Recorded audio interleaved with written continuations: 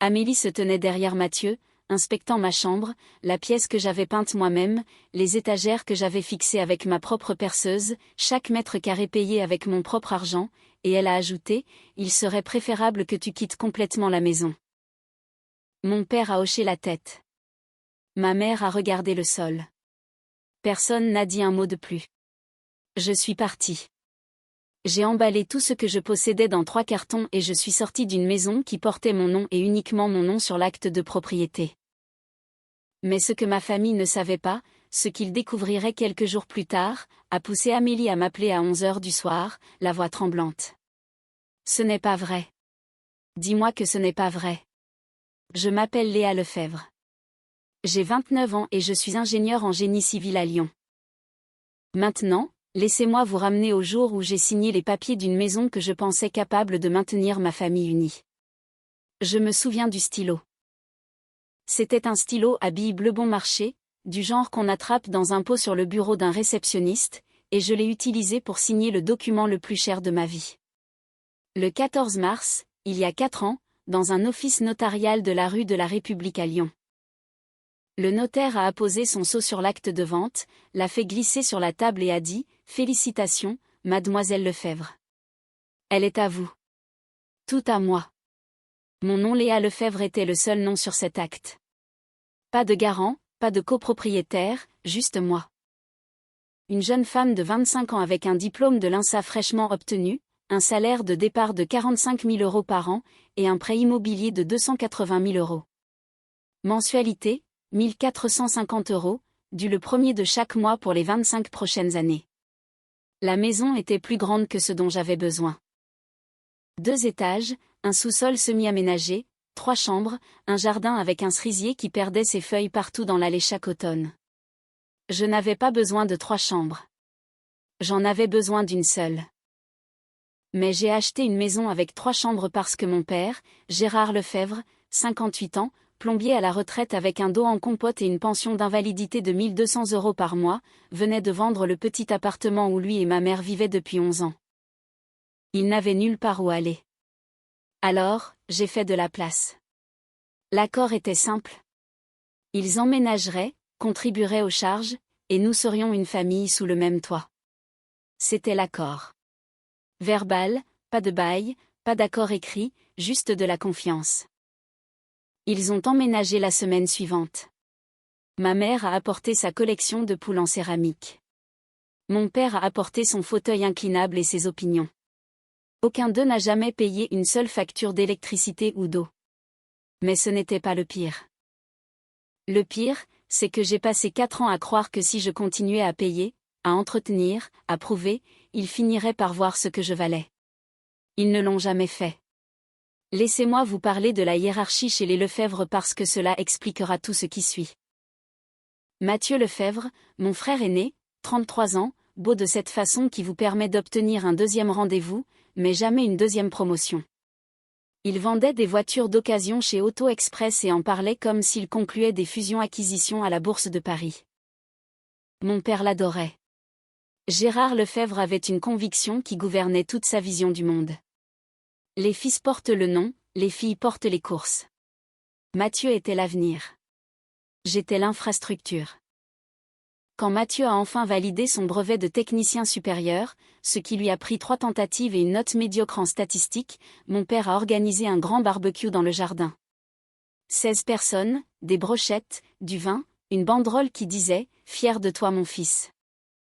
Quand je suis sortie major de ma promotion à l'école d'ingénieur, avec les félicitations du jury 7 semestres sur 8, mon père m'a envoyé un SMS.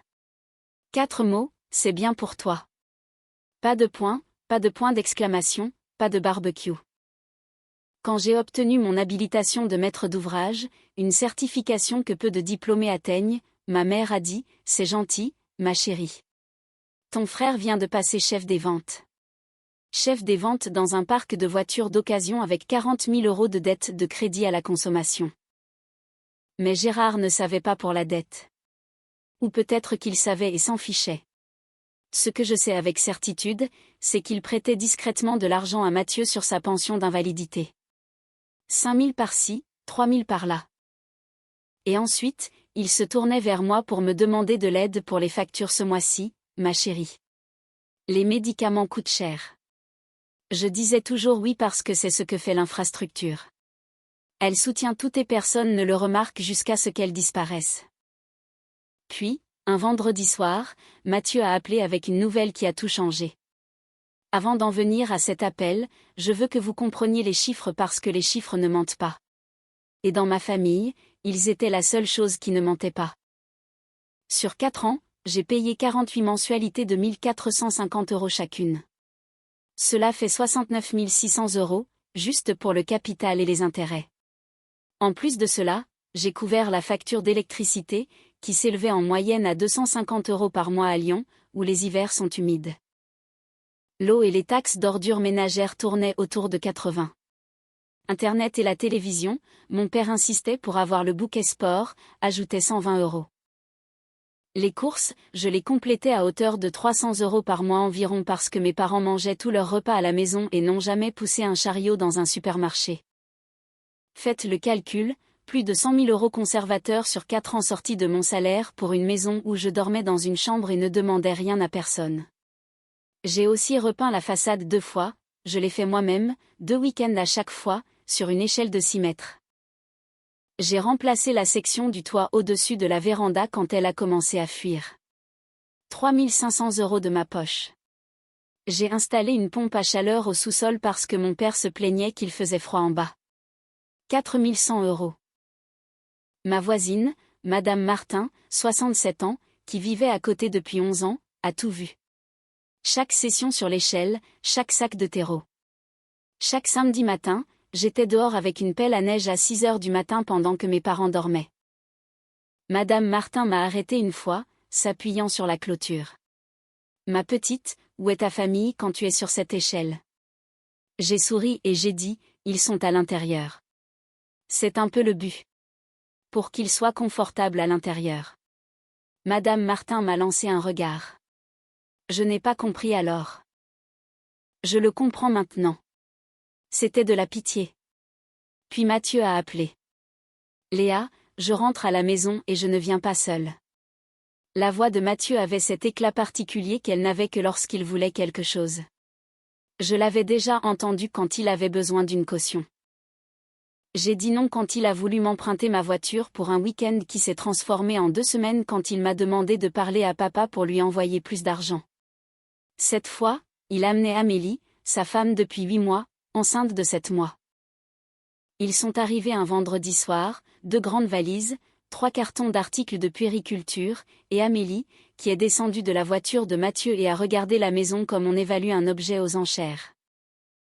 Elle avait 30 ans, travaillait à temps partiel comme secrétaire médicale dans un cabinet dentaire, et avait une façon de donner à chaque phrase l'impression qu'elle vous faisait une faveur en parlant. Mon père était prêt. Je l'ai réalisé dans les 30 secondes suivant leur arrivée, car les meubles du salon avaient déjà été réorganisés, un coin débarrassé, un espace créé. Gérard savait qu'il venait. Il avait préparé et il ne m'avait rien dit. Mais Amélie a jeté un coup d'œil au salon et a secoué la tête. Ça ne marchera pas. Nous avons besoin d'une vraie chambre. Je suis enceinte de 7 mois. Gérard s'est tourné vers moi. Pas demandé. Tourné. De la façon dont on se tournerait vers un meuble qui a besoin d'être repositionné. Vide la chambre. C'est ma chambre, papa. Je suis dans cette chambre depuis 4 ans. Et Mathieu en a besoin maintenant. Il a une famille. Je suis sa famille. Tu vois ce que je veux dire. Amélie a ajouté sa phrase. Celle que je vous ai déjà dite. Et puis ma mère est apparue dans le couloir tenant 3 cartons plats. La même marque, la même taille. Ceux que j'avais utilisés pour emménager 4 ans plus tôt. Elle les avait gardés. 4 ans qu'elle gardait ces cartons dans le garage. Comme si elle avait toujours su que ce jour viendrait. Je me suis dit que c'était temporaire. 1 semaine, peut-être 2, jusqu'à ce qu'on trouve une solution. C'est ce que Gérard a dit. C'est juste temporaire, Léa. Juste jusqu'à ce que les choses se tassent.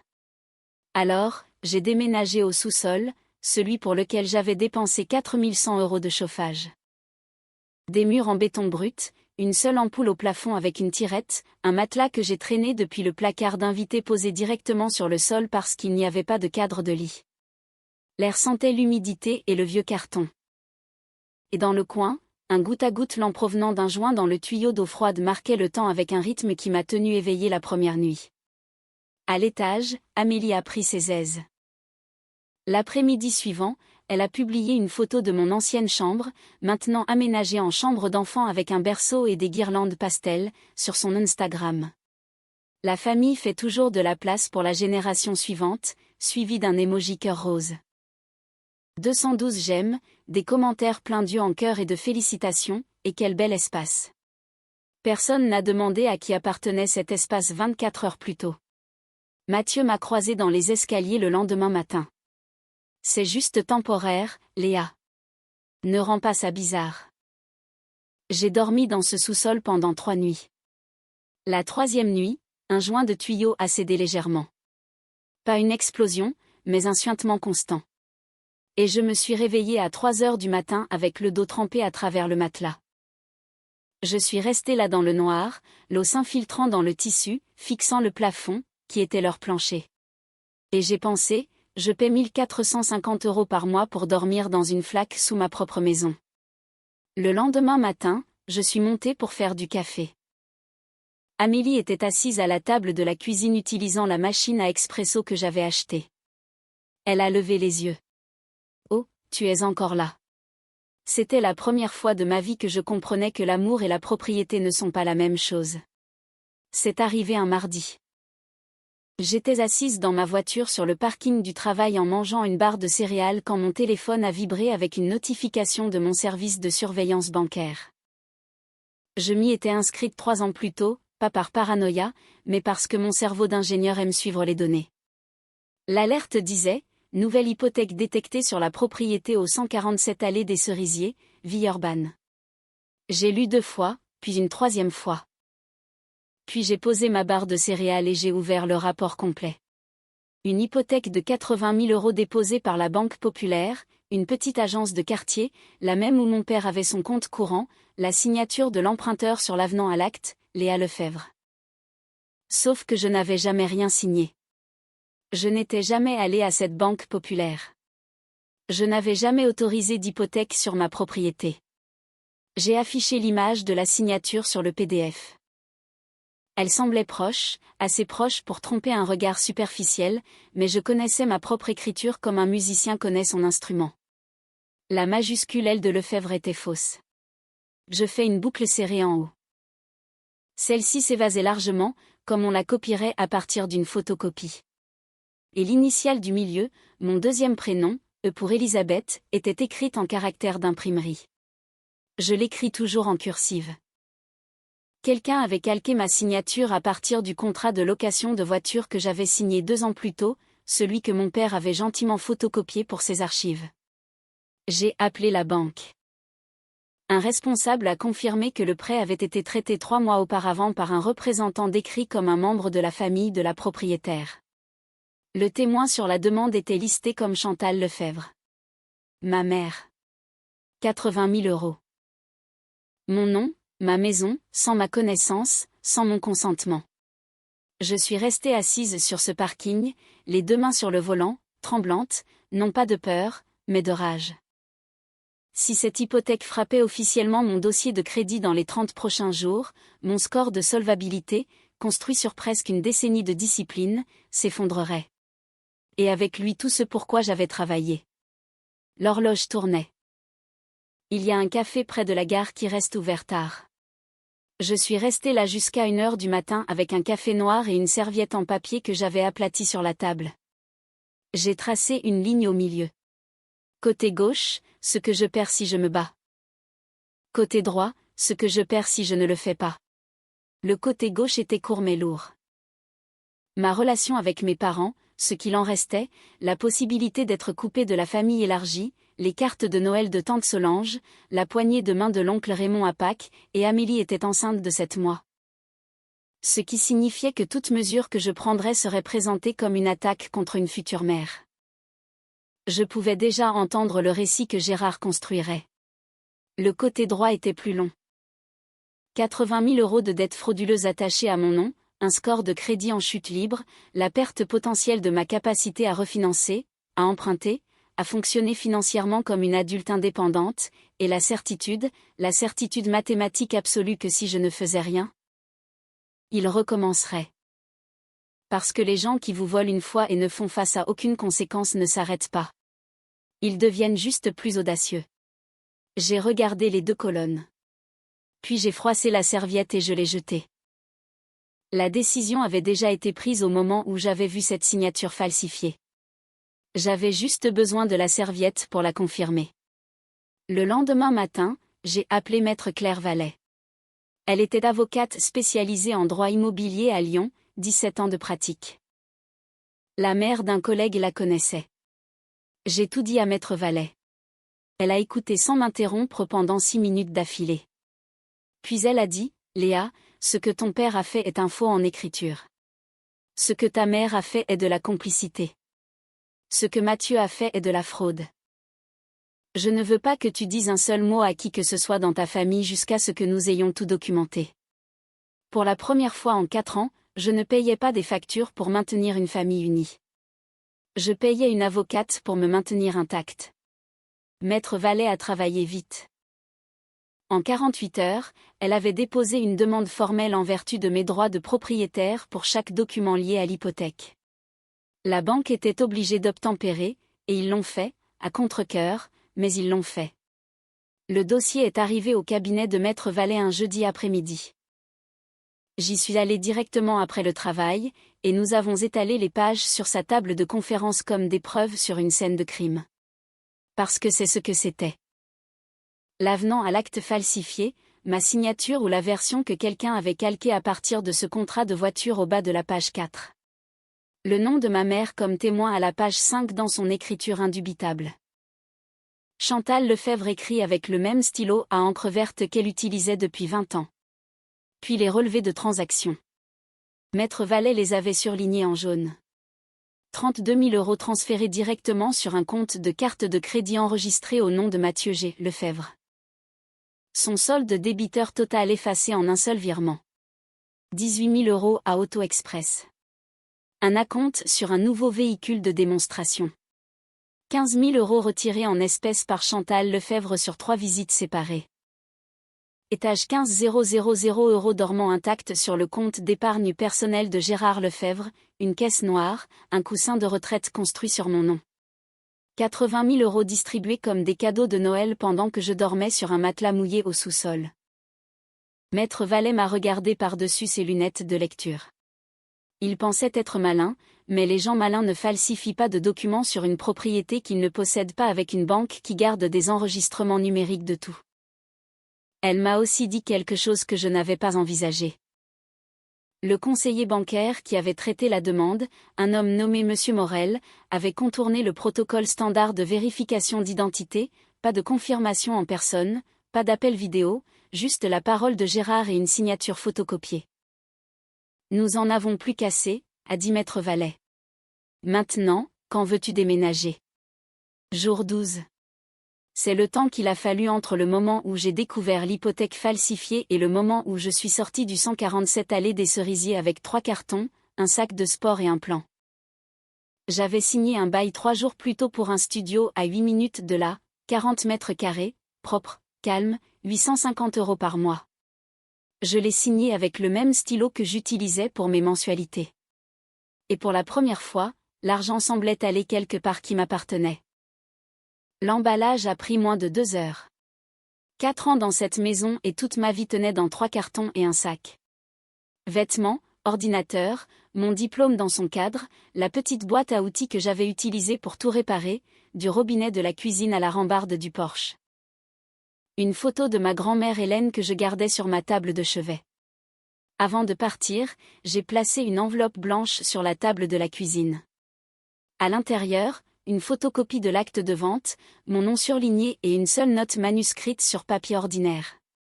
Cette maison est la mienne. Le prêt est le mien. Tout le reste est sur le point de changer. Je suis partie en voiture à 18h15. Le cerisier dans le jardin commençait à jaunir. Je n'ai pas regardé en arrière. Gérard a trouvé l'enveloppe à 19 heures. Chantal m'a raconté plus tard ce qui s'était passé. Il l'a ouverte, a lu la copie de l'acte, a lu la note, et a déchiré le papier en deux. Puis il a dit, elle bluffe. Il ne savait pas que la copie de l'acte n'était qu'une copie. L'original était enfermé dans un coffre-fort à ma banque avec chaque pièce de documentation que Maître Vallet avait certifiée. Il a déchiré une photocopie et a pensé qu'il avait gagné. Je l'ai laissé penser qu'il lui restait 18 jours. La première semaine après mon départ, la famille Lefebvre s'est installée dans ma maison comme s'ils en avaient hérité. Amélie a publié une story Instagram depuis le salon. Enfin, une maison qui ressemble à un foyer. 187 vues. Elle avait réorganisé les meubles, accroché une couronne sur la porte d'entrée, et placé un paillasson de bienvenue sur le seuil que j'avais payé. Mathieu a tondu la pelouse pour ce que je suis presque certaine d'être la première fois de sa vie, et a publié un selfie avec la légende « Les devoirs de papa commencent tôt ». Gérard contrôlait le récit comme il contrôlait tout, de manière décisive et sans preuve. Il a appelé l'oncle Raymond. Il a appelé la tante Solange. Il a appelé sa propre mère, Hélène. Sa version des faits, telle que je l'ai reconstituée plus tard à partir de multiples sources, était la suivante. Léa a déménagé. Elle voulait son propre espace. Une fille très indépendante. Aucune mention du sous-sol. Aucune mention de l'expulsion de ma chambre. Aucune mention de l'hypothèque falsifiée, juste un père fier dont la fille capable avait décidé de prendre son envol. Ma mère m'a appelé une fois cette semaine-là, non pas pour demander comment j'allais, non pas pour dire que je lui manquais. Elle a appelé pour demander « As-tu payé la facture d'électricité avant de partir ?» Gérard a dit que les lumières ont vacillé. J'ai laissé cette phrase flotter dans le silence pendant 3 pleines secondes avant de répondre. Pendant ce temps, Maître Vallet et moi travaillions sur notre liste de contrôle. La plainte pour fraude à la Banque populaire déposée. Les contestations formelles auprès des agences de crédit soumises avec les documents de preuve. Et la pièce finale, l'avis d'expulsion sous 30 jours, préparé et prêt, adressé à Gérard Lefebvre, Chantal Lefebvre, Mathieu Lefebvre et Amélie Lefebvre. En vertu de la loi française, les occupants sans bail ont droit à un préavis écrit avant que les procédures d'expulsion ne puissent commencer. Maître Vallet a programmé l'huissier pour le jour 17. Le même jour que la fête de bienvenue de Gérard, 45 invités. Le timing était parfait. Cela a commencé avec le système de chauffage. Jour 5 après mon départ, le thermostat de l'unité principale a eu un bug. Un problème que j'avais appris à corriger moi-même en réinitialisant le disjoncteur et en recalibrant le capteur de température. Cela prenait 90 secondes si on savait ce qu'on faisait. Gérard ne savait pas ce qu'il faisait. Il a appelé une entreprise de chauffage. Ils lui ont fait un devis de 1 200 € pour un diagnostic et un remplacement potentiel de pièces. Gérard n'avait pas 1 200 €. Jour 7, la facture d'électricité est arrivée. 280 € pour le mois, standard pour un hiver lyonnais avec 4 adultes chauffant à fond. La facture était toujours à mon nom parce que la demande de transfert que j'avais soumise n'avait pas encore été traitée. Gérard m'a appelé, quand reviens-tu? La maison a besoin de toi. Pas, tu nous manques. Pas, est-ce que tu vas bien? La maison a besoin de toi. Comme si j'étais une pièce de la plomberie. Je ne reviens pas, papa. Tu devrais contacter le fournisseur d'énergie directement. Le compte est à mon nom, et j'ai déjà soumis une demande de résiliation. Qu'est-ce que tu veux dire par résiliation? Je veux dire que les factures seront à ton nom à partir du mois prochain. Ou au nom de qui tu voudras. 10 secondes de silence. Puis il a raccroché sans un mot de plus. Ce soir-là, Amélie m'a envoyé un SMS. Je l'ai encore. Mot pour mot. C'est vraiment un timing égoïste. J'accouche dans 8 semaines. Égoïste. Ce mot. C'est remarquable à quel point égoïste signifie précisément gênant pour moi. J'avais versé plus de 100 000 € dans ce foyer en 4 ans. J'avais chauffé le sous-sol à mes propres frais pour que la maison soit confortable. J'avais remplacé le toit pour que la pluie ne les touche pas. Et la première fois que j'ai arrêté, la toute première fois, je n'étais plus utile. J'étais égoïste. Je n'ai pas répondu aux SMS. Certaines phrases ne méritent pas d'audience. Ma mère a appelé à 21h un mercredi soir. Elle pleurait. Ce genre de pleurs pratiqués, mesurés, qui montent et descendent à des intervalles pratiques. Le genre qui ressemble à de la douleur mais fonctionne comme un pied de biche. Ton père est stressé. Son dos va plus mal. Tu sais qu'il ne peut pas gérer la maison seul. Maman, j'ai entretenu cette maison seule pendant 4 ans. Papa était là tout le temps. C'est différent. Tu es jeune.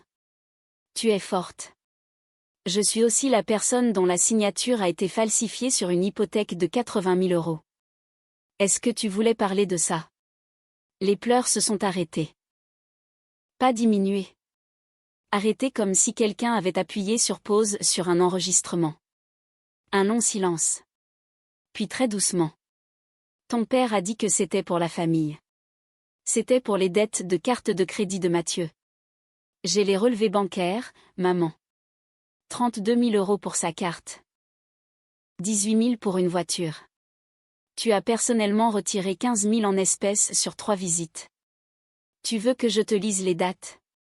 Tu vas déchirer cette famille. La famille a été déchirée la nuit où vous avez mis 3 cartons devant la porte de ma chambre. Elle a raccroché. Je suis restée seule dans mon studio cette nuit-là avec la feuille de comparaison que Maître Vallet avait imprimée, ma vraie signature à gauche, la contrefaçon à droite, et je me suis demandé si j'étais trop dure, s'il y avait une version de tout ça où tout le monde s'en sortait indemne. Si la bonne chose et la chose gentille étaient la même chose.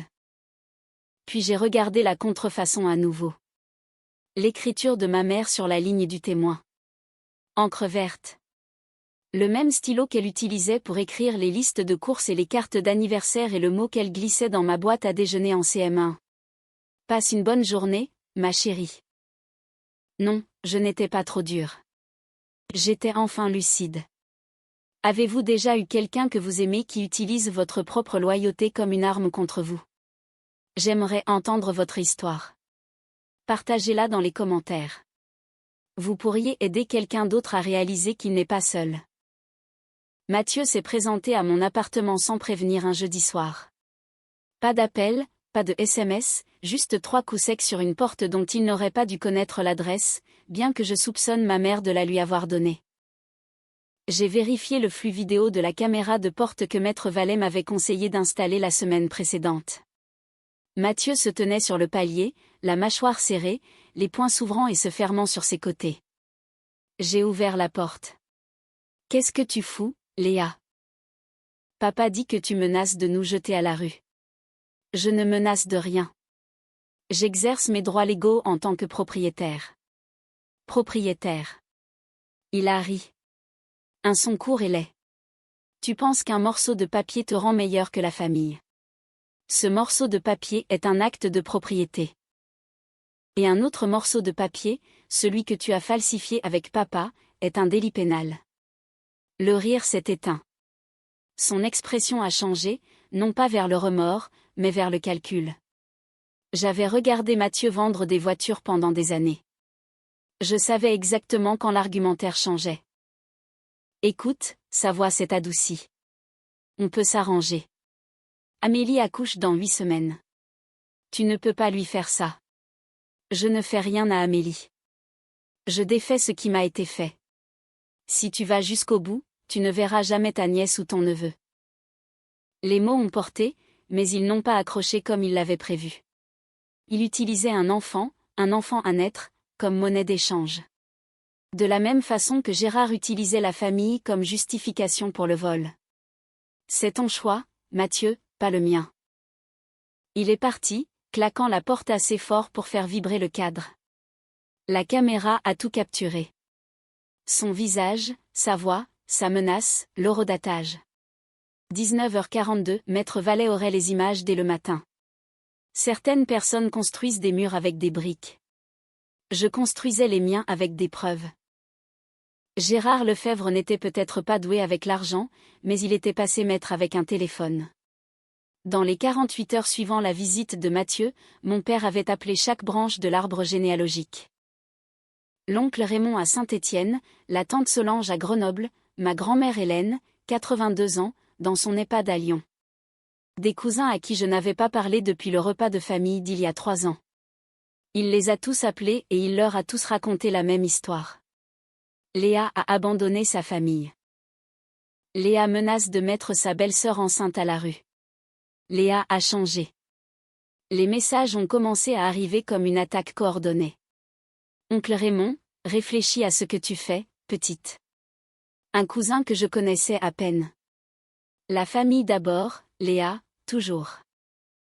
Tante Solange a appelé directement, la voix froide. Ta grand-mère pleure. J'espère que tu es contente. J'ai essayé d'expliquer à Solange l'hypothèque falsifiée, les 80 000 euros, les relevés bancaires, la signature qui n'était pas la mienne. Je ne crois pas ça, a-t-elle dit. Gérard ne ferait jamais. Cette phrase, Gérard ne ferait jamais, était le fondement de toute la stratégie de mon père. Il avait passé 58 ans à construire une réputation de patriarche fiable. L'homme qui arrivait au barbecue avec une caisse de bière et une poignée de main ferme. L'homme qui appelait sa mère tous les dimanches. Il avait investi des décennies dans cette image. Et maintenant, il l'utilisait pour m'enterrer. Et ça marchait. Dans le tribunal de l'opinion familiale, j'étais coupable sans procès. J'ai appelé Maître Vallet, je lui ai tout dit. Elle a écouté, puis a dit quelque chose qui a agi comme une encre. Ne te bats pas contre le récit. Laisse les documents parler. Et ils parleront au bon moment. Quand elle a jeté un coup d'œil au calendrier sur son bureau, la fête de bienvenue, quand ils seront tous là, 45 personnes, le public parfait. J'ai dégluti. C'est dans 5 jours. Alors nous avons 5 jours pour nous préparer.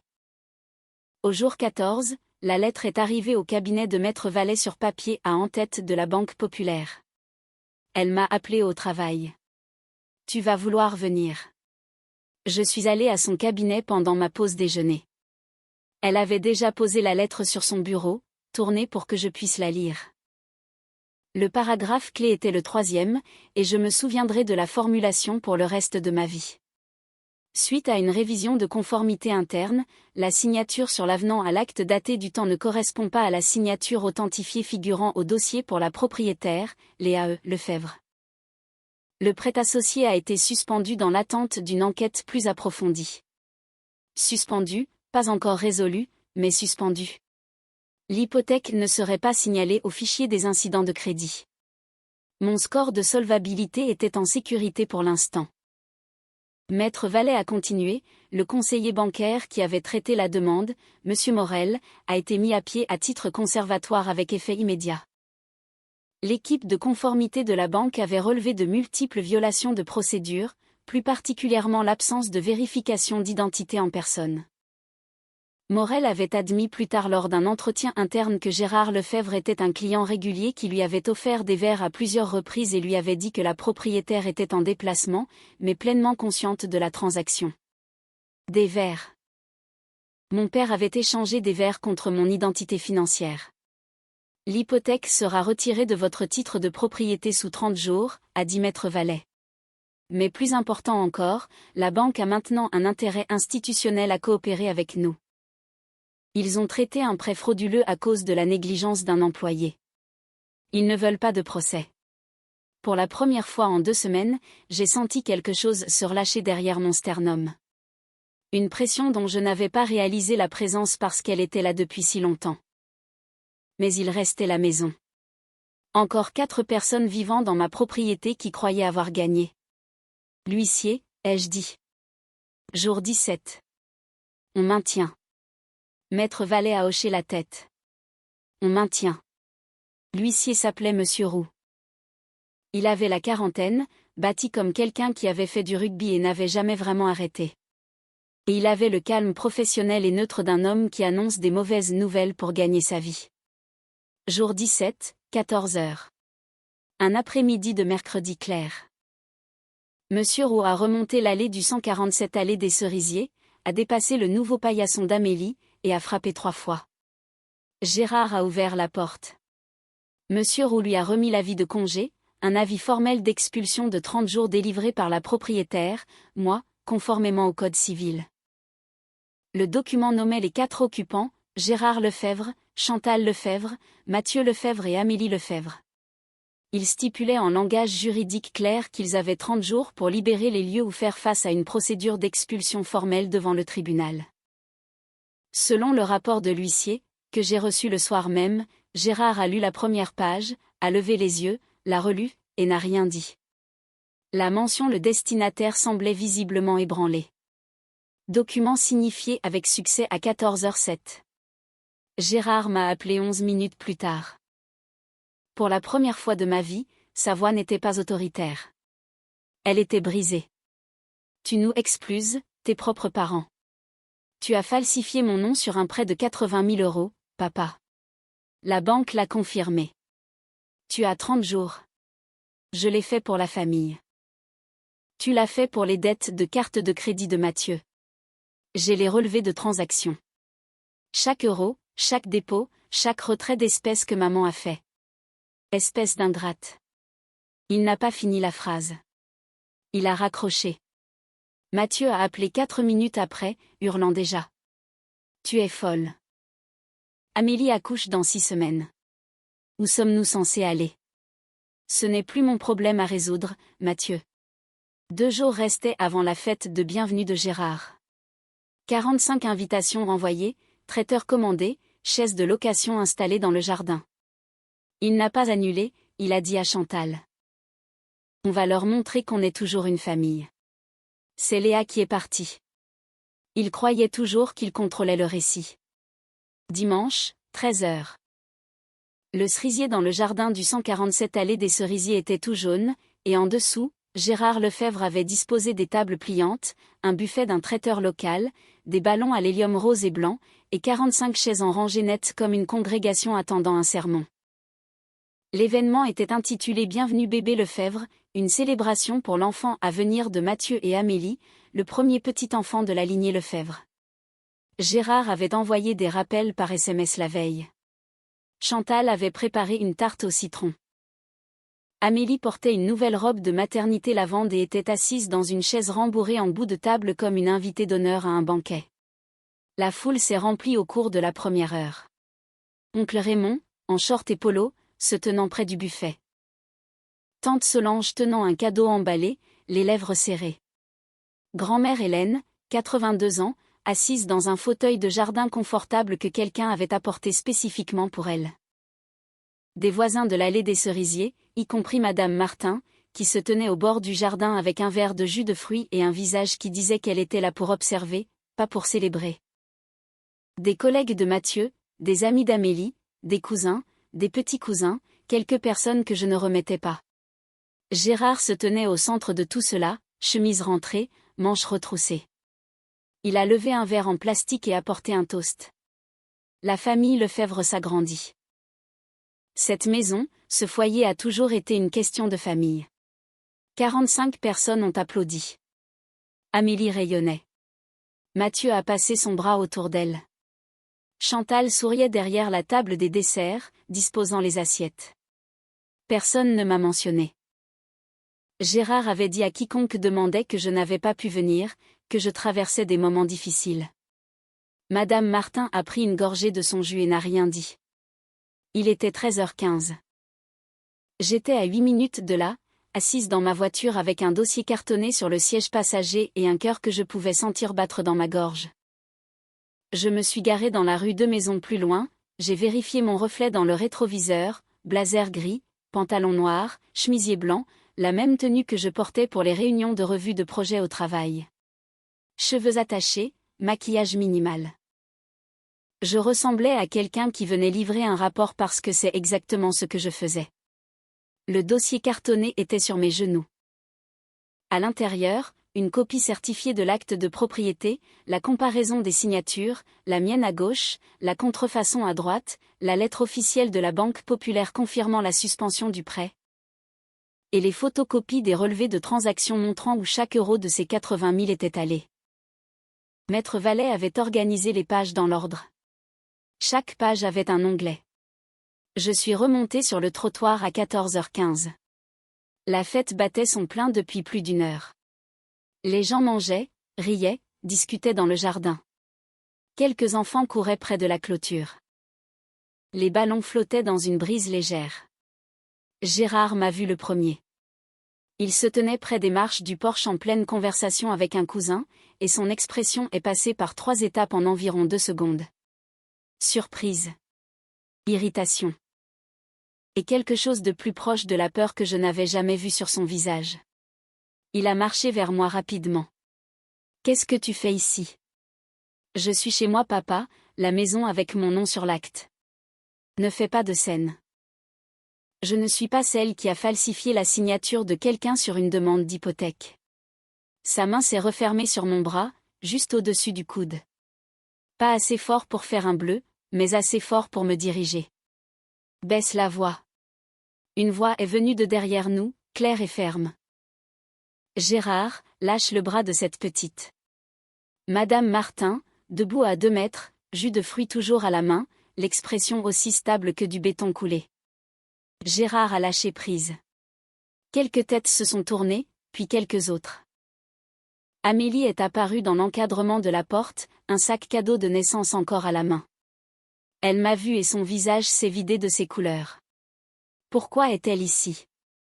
45 personnes regardaient maintenant. Je me tenais sur le porche, 3 marches au-dessus du jardin, à la vue de chaque invité, et je n'ai pas élevé la voix. Je n'en avais pas besoin. Le silence porte plus loin que les cris quand l'auditoire écoute déjà. La plupart d'entre vous ont entendu dire que j'étais partie parce que je voulais mon propre espace. Ce n'est pas ce qui s'est passé.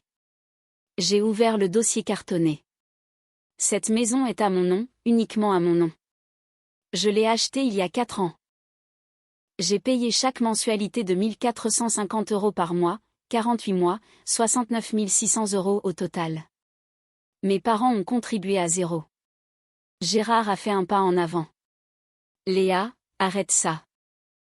Il y a 3 semaines, j'ai découvert que mon père, avec ma mère comme témoin, a falsifié ma signature sur une demande d'hypothèque de 80 000 € à la Banque Populaire. J'ai brandi la comparaison de signatures. Voici ma vraie signature. J'ai pointé la colonne de gauche. Et voici celle sur l'hypothèque. J'ai pointé la droite. Ce ne sont pas les mêmes. La banque l'a confirmé par écrit. J'ai brandi la lettre de la banque. Le prêt a été suspendu. La banque enquête. J'ai brandi le résumé des transactions. 32 000 € sont allés aux dettes de Mathieu. 18 000 € pour sa nouvelle voiture.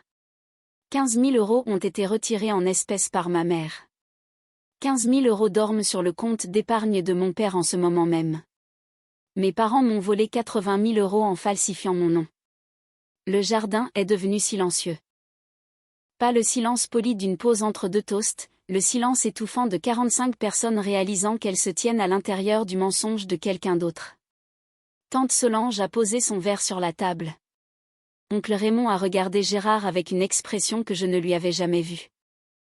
Puis Madame Martin a parlé assez fort pour que chaque recoin de ce jardin l'entende. J'habite à côté depuis 11 ans. J'ai regardé cette petite tondre cette pelouse, peindre ses murs, déneiger cette allée seule, à chaque fois, et ils ont eu le culot de la mettre au sous-sol.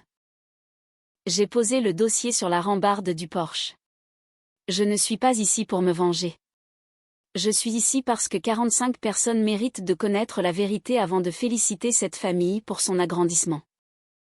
Amélie s'est levée de sa chaise rembourrée lentement, une main sur l'accoudoir, l'autre sur son ventre.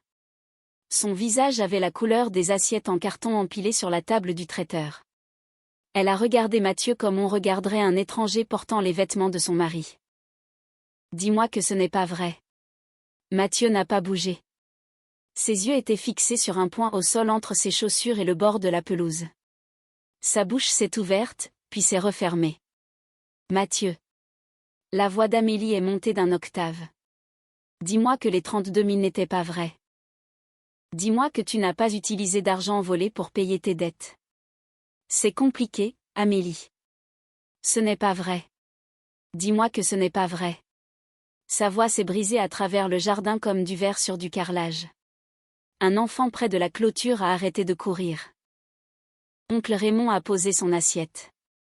Grand-mère Hélène, assise dans son fauteuil de jardin, agrippait les deux accoudoirs et fixait son fils avec le genre de fixité qui précède un verdict. Gérard a essayé. Il a fait un pas en avant, les bras ouverts. Le patriarche réassemblant sa scène. Tout le monde, c'est une affaire de famille. Oncle Raymond l'a coupé. Une affaire de famille. Tu as falsifié le nom de ta fille, Gérard.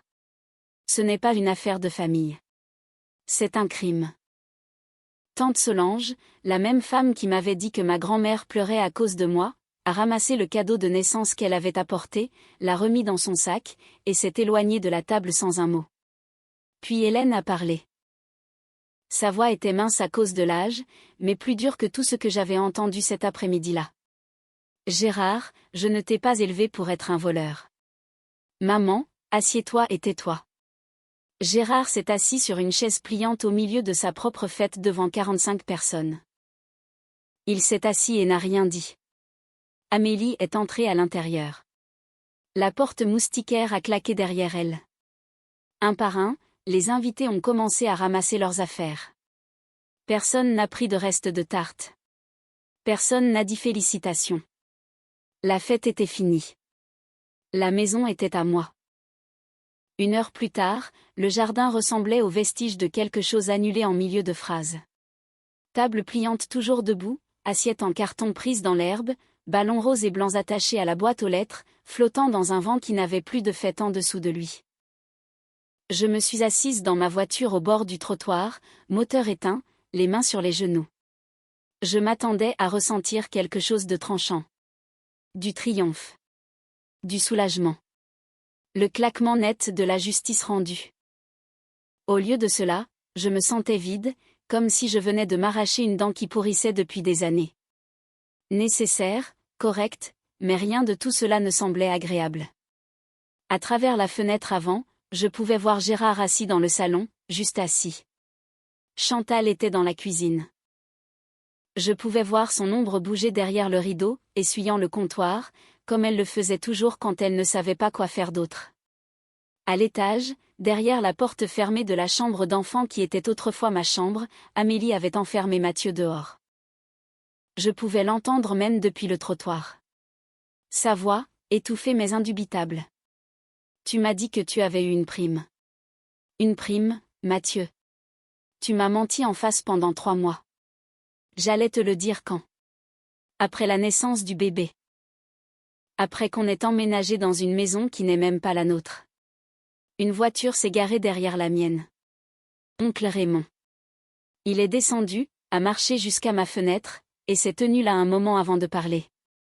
Je te dois des excuses. J'ai cru ton père. Je n'aurais pas dû. Merci, oncle Raymond. Ça signifie beaucoup. Il a hoché la tête une fois, est remonté dans sa voiture et est parti. Tante Solange est partie sans s'arrêter, mais 48 heures plus tard, elle enverrait un SMS de 2 paragraphes, une excuse qu'elle avait manifestement réécrite plusieurs fois. J'ai démarré ma voiture et je me suis éloignée de l'allée des cerisiers. Dans le rétroviseur, les ballons flottaient toujours au-dessus de la boîte aux lettres, rose et blanc contre un ciel gris, célébrant quelque chose qui n'existait plus. Amélie a appelé ce soir-là à 21h30. Sa voix était différente de ce à quoi je m'attendais. Pas en colère, pas en pleurs, juste plate. La voix de quelqu'un qui n'a plus de sentiments et qui fonctionne maintenant aux informations. J'ai besoin de tout savoir. Chaque euro, chaque mensonge. J'ai hésité. C'était la même femme qui m'avait dit de quitter ma propre maison, qui avait publié ma chambre sur Instagram comme un trophée, qui m'avait traité d'égoïste pour ne pas avoir payé la facture d'électricité d'une propriété qu'elle occupait gratuitement. Mais elle était aussi enceinte de 7 mois et venait de découvrir que son mari avait financé leur vie avec de l'argent volé. Quoi qu'elle ait été avant, en ce moment, elle était quelqu'un qui méritait la vérité. Je lui ai envoyé les relevés de transactions, tous. 15 minutes de silence. Puis son nom est apparu à nouveau sur mon téléphone. Les 18 000 € pour la voiture. Il m'a dit que c'était une remise du garage. Il a dit qu'il l'avait mérité. Je suis désolée, Amélie. Je le suis vraiment. Ne sois pas désolée. C'est moi qui t'ai dit de quitter ta propre maison. Une pause assez longue pour traverser une ville. Je ne savais pas que c'était ta maison. Gérard m'a dit que c'était une propriété familiale transmise par tes grands-parents. C'est ce qu'il a dit. Ce n'a jamais été une propriété familiale. Je l'ai achetée avec mon propre argent quand j'avais 25 ans. Un autre silence, puis plus bas. Je te dois des excuses. Des vraies. Pas maintenant. Je ne peux pas maintenant, mais je t'en dois. Avant de raccrocher, elle m'a dit quelque chose que je ne savais pas. Mathieu lui devait aussi 7 000 €. De l'argent qu'elle lui avait prêté avant le mariage. De l'argent qu'il avait juré de rembourser après la naissance du bébé. Elle commençait à voir le schéma que j'avais mis 4 ans à apprendre. Ces derniers mots. J'appelle ma mère demain. Je n'élève pas ce bébé dans une maison construite sur des mensonges. Elle a tenu parole. La semaine suivant la fête, la famille Lefebvre s'est effondrée comme un bâtiment dont on a retiré le mur porteur. Et je m'y connais. Je suis ingénieur. Je sais exactement ce qui se passe quand on enlève la chose qui soutenait tout. Amélie a emménagé chez sa mère à Saint-Priest. Mathieu l'a appelée 14 fois le premier jour. Elle n'a répondu à aucune d'entre elles. Au 3e jour, son statut Facebook est passé de marié à vide, pas célibataire, passé compliqué, juste vide, ce qui semblait d'une certaine manière plus fort que l'un ou l'autre. Mathieu a perdu pied sans Amélie, sans le récit du bébé en route. Il n'était plus qu'un homme de 33 ans dormant sur le canapé dans la maison de sa sœur. Sauf que ce n'était pas la maison de sa sœur. C'était juste sa sœur. Gérard, pour la première fois de la mémoire de Mathieu, s'est retourné contre lui. Si tu n'avais pas eu autant de dettes, rien de tout cela ne serait arrivé. L'enfant prodige découvrait le côté froid de l'hôtel. Gérard lui-même s'effilochait de manière plus lente et plus silencieuse. Il a annulé sa partie de belote hebdomadaire pour la première fois en 12 ans. Il a dit à ses copains des trucs de famille. Mais 2 des hommes de ce groupe étaient à la fête. Il savait déjà. Les appels téléphoniques que Gérard recevait des cousins prenant des nouvelles ou des amis voulant déjeuner se sont taris. Oncle Raymond n'a pas appelé du tout. Hélène, sa propre mère, n'a pas rendu ses appels pendant 3 jours d'affilée. Chantal m'appelait 1 fois par jour, chaque jour. Même scénario, même cadence. S'il te plaît, rentre à la maison. On peut arranger ça. Et chaque jour, je donnais la même réponse. Il n'y a rien à arranger, maman. Il y a seulement ce qui arrive ensuite. Le vendredi, une lettre est arrivée au 147 allée des Cerisiers de la part de la Banque Populaire. Une demande formelle pour que Gérard et Chantal se présentent en personne à l'agence pour discuter de l'affaire. La banque avait ses propres problèmes maintenant, et Gérard manquait de personnes prêtes à croire sa version de l'histoire. Internet n'est pas tendre avec les secrets. Il l'est encore moins quand le secret implique des fêtes de naissance et des hypothèques volées. Amélie a supprimé le post Instagram. La famille fait toujours de la place pour la génération suivante, celui avec 212 j'aime et un cœur rose. Elle l'a supprimé, mais les captures d'écran vivent éternellement. Et en un jour, une de ses amies du cabinet dentaire a publié un statut cryptique sur Facebook. Imaginez découvrir que la maison que vous pensiez être un cadeau était en fait une propriété volée. Certaines familles émojis drapeau rouge. 89 commentaires, 340 réactions. Amélie n'était pas nommée. Elle n'avait pas besoin de l'être. Les gens qui savaient savaient. Dans l'allée des Cerisiers, le réseau des murmures fonctionnait à la vitesse d'une rumeur de quartier. Madame Martin ne cancanait pas. Ce n'était pas dans sa nature. Mais quand les voisins demandaient, elle leur donnait une seule phrase. J'ai regardé cette petite construire ce foyer de ses 2 mains. Vous devriez demander à Gérard ce qu'il a construit. C'était le genre de phrase qui n'avait pas besoin de suite. Les gens remplissaient le reste même. Chez Auto Express, des collègues de Mathieu avaient été à la fête, 2 d'entre eux. Ils avaient vu les documents, entendu Amélie crier, regardé Gérard se faire dire de se taire par sa propre mère. L'un d'eux a demandé à Mathieu le lundi matin, et ce n'était pas la maison de ta sœur. Mathieu n'a pas répondu. Il a demandé 3 jours de congé personnel. Son manager les a approuvés sans poser de questions. Certains silences sont plus bruyants que des explications. Tante Solange m'a envoyé un SMS le 2e mardi.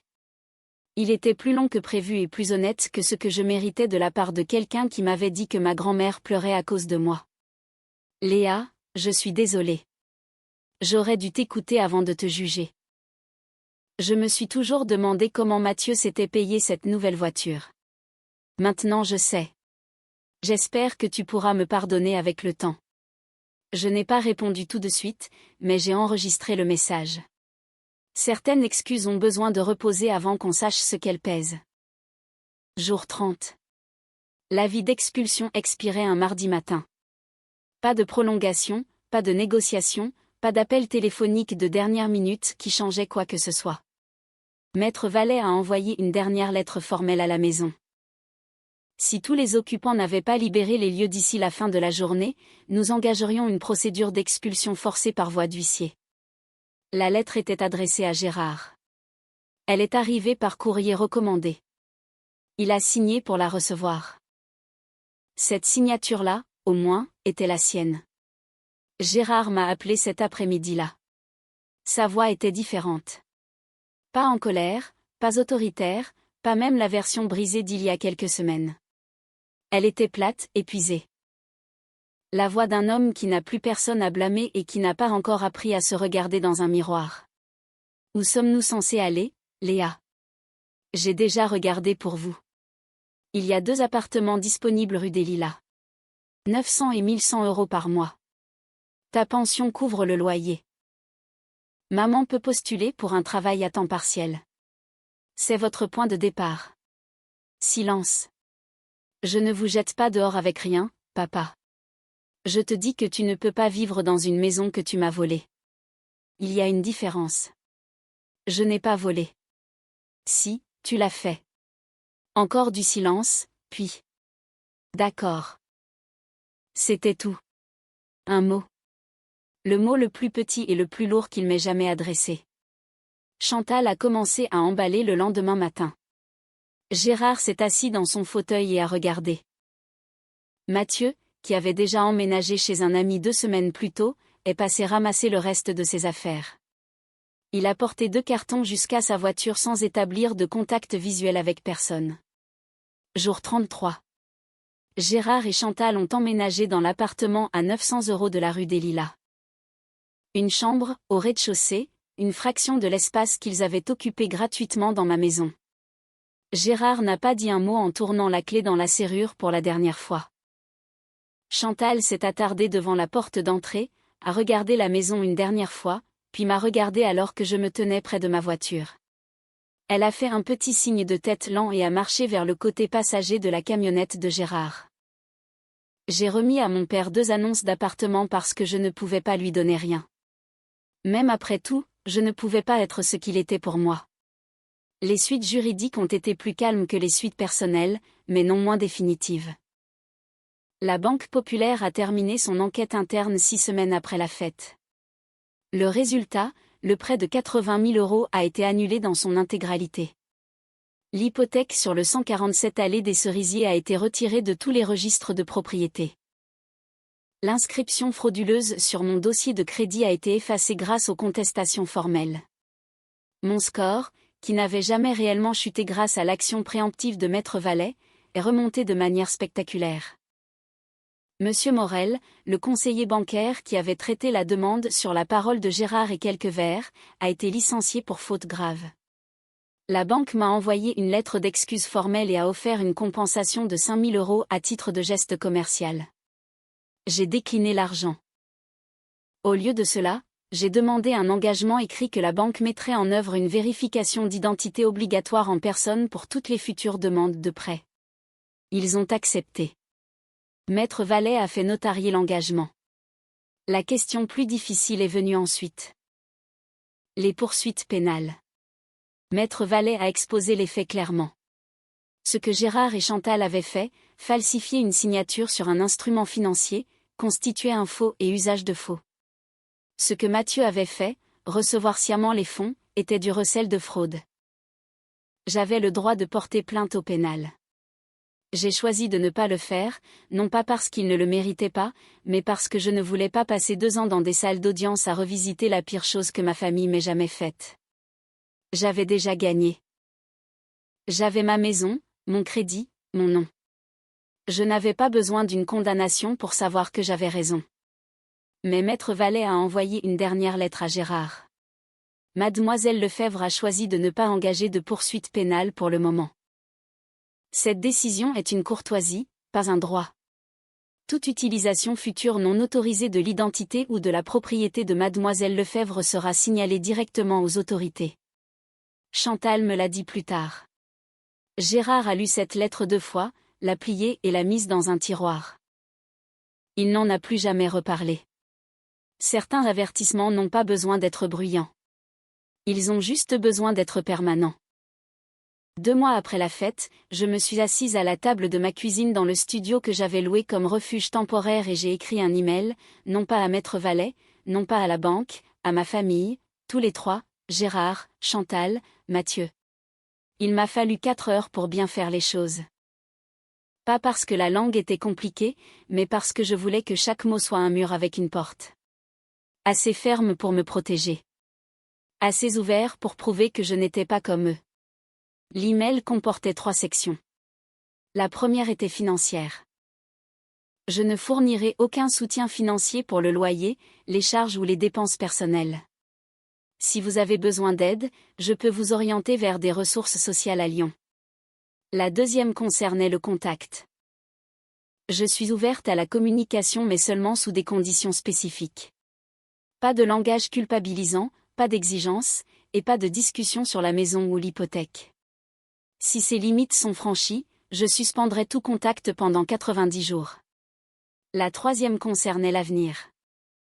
Si et quand la confiance sera reconstruite par un changement constant et démontré au fil du temps, pas par des paroles. Je suis prête à avoir une relation, mais elle sera selon des termes différents d'avant. Je l'ai lu 6 fois. Puis j'ai appuyé sur envoyer. Gérard n'a jamais répondu. Pas un mot. Ni alors, ni depuis. Chantal a répondu 2 jours plus tard. Je comprends. Je suis désolée, Léa. Je le suis vraiment. Mathieu a répondu 2 semaines après. 4 mots. J'ai bien compris. Ce qui était soit de la maturité, soit de la fatigue. Je ne pouvais pas dire et j'ai décidé que cela n'avait pas d'importance. J'avais passé 4 ans à me demander si j'étais trop dure, trop froide, trop exigeante. Mais écrire cet email, tout exposé en langage clair, fixer des termes auxquels je pouvais me référer, c'était la première fois que j'avais l'impression d'être exactement moi-même. Avez-vous déjà dû tracer une ligne avec quelqu'un que vous aimez? Pas avec de la colère, mais avec un document. Qu'avez-vous ressenti? Dites-le-moi dans les commentaires. Vous pourriez découvrir que vous n'êtes pas le seul à tenir ce stylo. 3 mois après la fête, Amélie a donné naissance à une fille. 3,4 kg.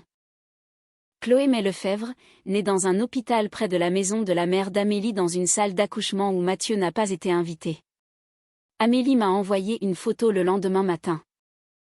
Un minuscule visage enveloppé dans une couverture blanche, les yeux fermés, un poing miniature bouclé contre sa joue. Sous la photo, un message plus long que tout ce qu'Amélie m'avait jamais envoyé. Léa, j'ai dit des choses terribles dans une maison qui n'a jamais été la mienne. J'avais tort. On m'a dit des choses qui n'étaient pas vraies, et j'ai choisi de les croire parce que c'était plus facile. C'est ma faute. Tu ne me dois rien. Mais si tu veux un jour rencontrer Chloé, elle a tes yeux. La porte est ouverte. Pas de pression, pas de calendrier. J'ai regardé cette photo pendant un long moment. Puis j'ai pleuré. Pour la première fois depuis que j'avais quitté l'allée des cerisiers, j'ai pleuré. Pas de tristesse, pas de colère, mais à cause de ce soulagement particulier de sentir quelque chose se desserrer dans votre poitrine que vous aviez oublié avoir serré. J'ai répondu, merci, Amélie. Cela signifie plus que tu ne le penses. J'aimerais rencontrer Chloé quand le moment sera venu. Amélie avait demandé le divorce. Elle ne retournait pas avec Mathieu. Elle m'a dit plus tard dans une conversation que je ne m'attendais pas à avoir que les 7 000 € qu'il lui devait encore étaient la moindre de ses dettes. Mathieu m'a appelé une fois après la naissance de Chloé. Il m'a demandé s'il pouvait m'amener le bébé un jour. J'ai dit oui, mais dans un café en ville, pas chez moi. Un espace public, un terrain neutre, une limite que je n'avais pas besoin d'expliquer. Et il n'a pas essayé d'insister. Le pardon n'est pas un interrupteur. C'est un robinet. Et c'est moi qui contrôle le débit. 6 mois après la fête, je suis retournée vivre au 147 allée des Cerisiers. Ma maison, mon nom sur l'acte, ma main sur la poignée, ma clé dans la serrure. J'ai repeint chaque pièce, de nouvelles couleurs, pas pour effacer quoi que ce soit, mais parce que j'avais gagné le droit de choisir. Gris doux dans la chambre, blanc chaud dans la cuisine. Le sous-sol a reçu un vrai plancher, une barrière anti-humidité et un éclairage encastré. Je ne voulais plus jamais regarder du béton brut. Madame Martin est venue le premier après-midi avec un pot de lavande, l'a posé sur la rambarde du porche, m'a serré la main et a dit « Bienvenue chez toi, ma chérie. » Pour de vrai cette fois. Au travail, la promotion que je visais est arrivée. Ingénieur de projet senior. Salaire 68 000 € par an. J'ai signé la lettre d'offre au même bureau où j'avais vu pour la première fois l'alerte bancaire qui avait tout déclenché. J'ai commencé à écrire, pas des rapports, des mots. Un blog d'abord, des essais personnels sur les systèmes familiaux, sur le coût d'être celle sur qui on compte, sur ce qui se passe quand on arrête de subventionner les gens qui ont confondu votre travail avec votre amour. Le premier article, le test du sous-sol, comment j'ai su qu'il était temps de partir, a été partagé 4200 fois le premier mois. Un petit éditeur à Paris m'a contacté. Il voulait un livre. J'ai signé le contrat pour l'acte est à mon nom, reprendre sa vie face à une famille qui prend trop. Publication prévue dans 8 mois. Gérard et Chantal vivent rue des Lilas. Il appelle une fois par mois. Les appels sont courts, maladroits et dénués d'exigence. C'est en soi un progrès. Mathieu travaille dans un autre garage et voit Chloé toutes les 2 semaines. Il est plus calme maintenant. Que ce soit de la maturité ou de l'épuisement, je ne suis pas sûre. J'ai arrêté d'avoir besoin de savoir. J'ai rencontré Chloé dans un café un mardi après-midi. Elle avait 3 mois, endormie dans son couffin. Mathieu me l'a tendue et je l'ai tenue, chaude, incroyablement petite, et j'ai pensé que je n'avais pas perdu une famille. J'ai perdu une version de la famille qui n'a jamais été réelle et j'ai construit quelque chose de meilleur à sa place. La maison est calme maintenant, mais c'est un genre de calme différent. Pas le silence d'être ignoré, mais la paix d'être aux commandes. Cette histoire soulève des questions fondamentales sur la dynamique familiale et les limites que nous devons parfois imposer à ceux qui partagent notre sang mais trahissent notre confiance. Dans de nombreuses cultures, l'idée que la famille passe avant tout est utilisée comme un bouclier pour justifier des comportements toxiques ou même des actes criminels comme la fraude et le vol. Le parcours de Léa montre qu'il est possible de s'extraire de ce cycle de culpabilité sans devenir soi-même une personne cruelle.